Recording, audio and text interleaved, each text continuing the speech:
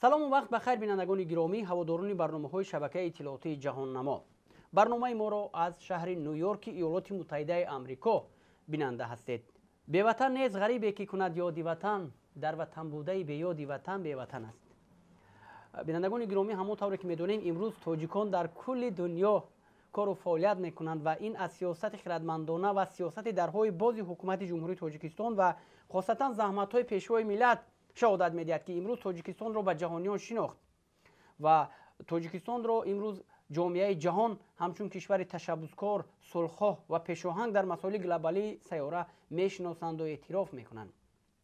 و طی سال‌های صاحب استقلالی تاجیکستان در همه عرصه‌ها، در همه جاده‌ها به دستاوردهای نظررس نائل گردیده است، از جمله در سمت ورزش. هنگامی که ما به شهر نیویورک تشریف آوردیم، تصمیم گرفتیم که از حال و احوال هموطنان برون مرزی خود و خاصتا جوانانی که واقعا هم صادق و سرسپرده وطن هستند و بیرون از کشور نیز وطن را معرفی میکنند بازدید کرده باشیم. و در ادامه سفر خود ما آمدیم به خاندان یک از ورزشکاران جوان و شناخته، دلاور بلایف، که در رشته ورزش محاربه های آمیخته امروز در تاجیکستان و بیرون از آن خاصتا در ایالات متحده آمریکا نام برآوردند و دارای چندین جایزه، کمربندها، سپاسنامه و مدال ها هستند در این رشته و موفق هم نیز هستند. و حالا تصمیم داریم با خود ورزشگر که پهلوی ما هستند یک مصاحبه آزاد داشته باشیم. شما چند سال است که به همین نمود ورزش رغبت پیدا کردین و در همین نمود ورزش وطن رو معرفی میکنین؟ از سن خردسالگی تقریبا 8 سال باز که من این رشته ورزشی رو محاربه های آمیخته مشغول هستم. استاد شما در این جاده کی است؟ استاد من زروق خدش می باشد، یکی از نماینده های این ورزش که در UFC هم جنگ کردگی و دیگر تشکیلات های جهانی مبارزه برده است. شما تا به امروز در کدام کشورها یا که در کدام شتات ها برآمد کردید و چی دستاوردی به دست آوردید؟ کدام جایزه ها رو به دست آوردید؟ در شتات نیویورک و دلاور، نیوجرسی، در همین سه شتات آمریکا این کمربندها در همه شتات ها به دست آوردگی. سلامت باشین. شما هر وقتی که انمو بالای انمو چی میگن میدان حرب، میدان انمو مبارزه، یعنی که رینگ میگن به اصطلاح، بلند میشوید، چه احساسات شما را فرا میگیرد؟ یعنی که چگونه تاثیرات دارید هنگامی که غالبیت به دست میآورید، پرچم ملی برافراخته میشود، سرود ملی صدا میدهد، شما در همون حالت چه احساسات شما را فرا میگیرد؟ فخر که تاجیک هستم، میتونم که پرچم تاجیکستان رو بالا بردارم در آمریکا، اینم فخر است. سلامت باشید.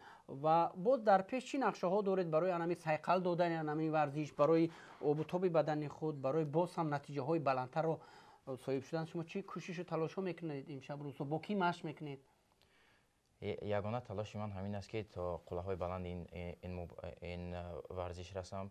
این UFC است، این برای همین ما کوشش میکنیم و من تمرین های خودم رو با دسته تیم لاینز و زروق خدشف با آنها تمرین میکنم. یکی از دسته های بهترین در امریکا، نه تنها در نیویورک و در کل امریکا یکی از دسته های بهترین است. همچنین هستند نورسان تاجیکی در امریکا با این ورزش اشتراک میکنند. در این ورزش این جایهای نمونوی اشغال نمودند.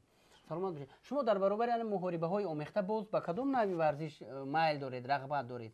نه تنها با محاربه های آمیخته من مشغول هستم، بلکه با گشتن طرز آزاد هم اشتراک میکنم و خیلی جایهای نمونوی سزاوار گشتم. هستن از اعضای اویلا که یگان نفری که به مثل شما کدام نمودی ورزشی در رغبت داشته باشن که به یگان نوع ورزش مشغول باشن؟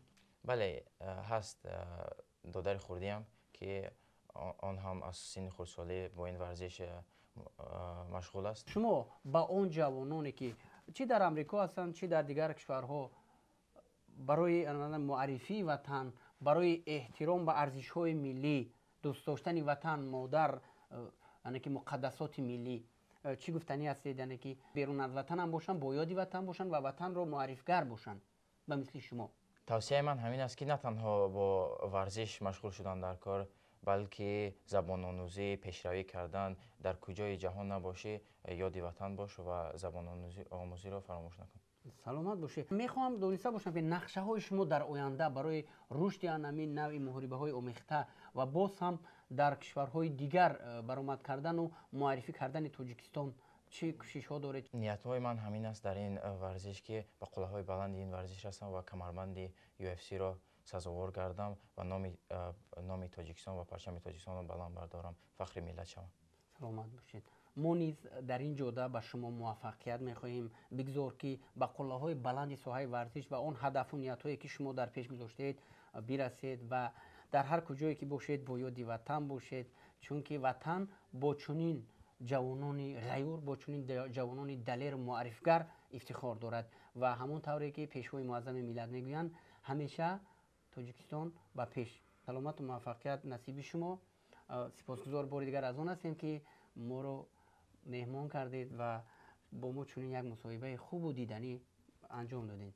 ҷавони сипос. дар ин ҷода муваффақият ба шумо мехоҳем. саломат бошед. мо дар хонадони Диловарҷон Балаев, яке аз варзишгарони воқеан ҳам содиқу диловару, ҳамонтор аз номаш аён аст, диловару сарсупурда ва матиниродаи ватан ҳастанд, будем ва ифтихор аз он мекунем ки ҳастанд чунин ҷавононе ки имрӯз Тоҷикистонро дар арсаи байналмилалӣ муаррифӣ мекунанд ва ҳар он гаҳе ки парчами Тоҷикистон дар арсаи байналмилалӣ баланд мешавад, суруди миллӣ садо медиҳад, ҳар як тоҷике ки ҳисси ватандӯстию муҳаббат ба ватан дорад, дарҳол ӯро эҳсоси дӯст доштани ватан фаро мегирад ва ифтихор мекунем ки Тоҷикистони биштосои мо ки ҳамагӣ 33 сол истиқлолият дорад, дар баробари кишварҳои абарқудрати олам ҳамроҳу ҳамқадами корвони ҷаҳонисозӣ аст ва дар бонуфузтарин созмонҳои байналмилалӣ аз ҷумла созмони милали муттаҳид ки мақараш дар худи Нью-Йорк дар ҳамин ҷо аст, як садо дорад ва ташаббусҳои пешвои миллати моро кулли кишварҳои ин созмони бонуфуз ба як овоз, ба як оро эътироф кардаву қабул мекунанд. ин албатта ки ифтихор аст барои мо. бинандагони гиромӣ, барномаи моро аз шаҳри Ню-Йорки Иёлоти Муттаҳидаи Амрико бинанда будед. то барномаҳои баъдӣ, шабу рӯзатон хуш.